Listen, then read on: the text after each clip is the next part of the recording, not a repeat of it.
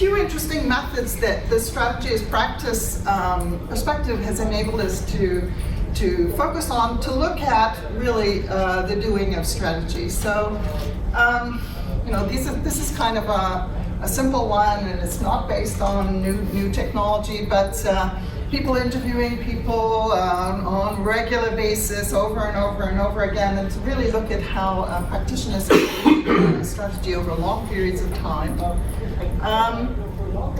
Whoops, they're not in the right order. Well, never mind. Another kind of approach which is particularly interesting, and I don't think we've seen enough of, is we are increasingly videotaping meetings, but why aren't we playing them back to the people who are involved in the meetings in order to see not only what happened, but what they were thinking at the time. So I actually have a student who did this. This is not a strategy study, but it was an operating room study. It was healthcare, and filming the operation and then talking to the professionals about what happened in the room when, for example, a needle got lost. And I think these things can be particularly interesting as ways of looking at the doing. Diaries. There's a very interesting study by Julia Balakan and Jerry Johnson where they got people involved in strategy to actually write diaries on a regular basis. So this is another very interesting one. With the way that now everything is, documents are written in multiple versions, why don't we collect the versions and see how one version became another version, the wordsmithing that actually takes place in order to develop strategy. So there's a really wonderful paper by Paul Spee and Paula Jozefkowski that actually does this, and you can see from meeting to meeting the wordsmithing that actually takes place and how the strategy, written strategy, actually transforms itself over time. Become a strategist and write it all down.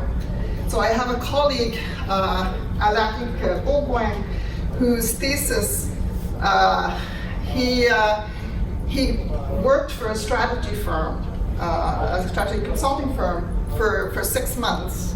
And so his thesis is about how he did assignments, and he has a very interesting paper in Human Relations here about the dilemma, the paradox of presenting oneself in an organization that one knows nothing about, probably not even the industry, and at the same time presenting oneself as an expert. And how you play off, how you can at the same time learn and project yourself as somebody who knows. And so he looks at, through his own experience, which is exceptional, how you actually play those things. And it's a lovely paper, and there's also a version which is in the Harvard Business Review website, and that actually won the best paper in human relations for that year. So this is a lovely method. Get copied on email, social media threads in real time. So I have another student, Fernando Baquin, who basically he was involved at the very beginning of an open hardware company, and they had an email list, and very many things were taking place on this email list. So he was just on it, and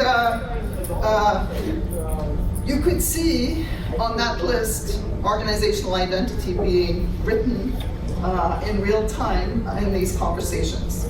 I can remember being at a conference. I used to get on this list as well. I got the copies as well. I can remember going to a different conference. It was about collective leadership conference. And they were sending these emails, and during the conference, the organization broke up. And you could see it happening. So you went to a session, you went back to your room. This email, basically you could see the conversation and the whole organization dissolving before your very eyes in text. So these are things that you wouldn't be able to do before. and that are really wonderful opportunities for getting a closer understanding of strategy than we used to be able to do.